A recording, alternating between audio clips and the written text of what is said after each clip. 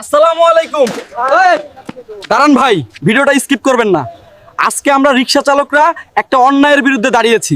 একজন রিক্সা চালক 1000 টাকা ইনকাম করতে 12 ঘন্টা রাস্তায় ঘাম ঝরায়, সকাল থেকে রাত পর্যন্ত পরিশ্রম করে, মাথার ঘাম পায়ে ফেলে এই টাকা ইনকাম করতে হয়।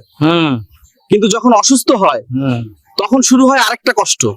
একজন রিক্সা চালক যখন ডাক্তারের কাছে যায়, সেই ডাক্তার মাত্র 5 মিনিটে তার কাছ থেকে 1000 টাকা নিয়ে নেয়।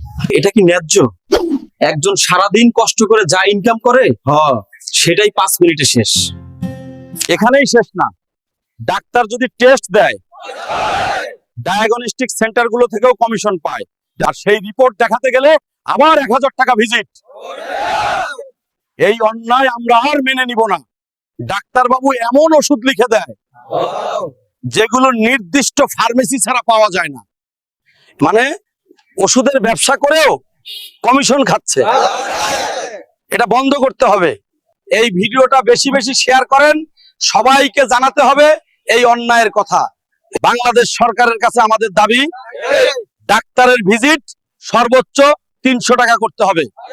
রিপোর্ট দেখাতে গেলে কোনো ফি নেওয়া যাবে না, গরিব মানুষ যেন বাঁচতে পারে। ডায়াগনস্টিক আর ওষুধ কোম্পানির অবৈধ কমিশন বন্ধ করতে হবে। এই দাবির সাথে আপনারা আছেন তো? আপনার মতামত কমেন্টে জানান।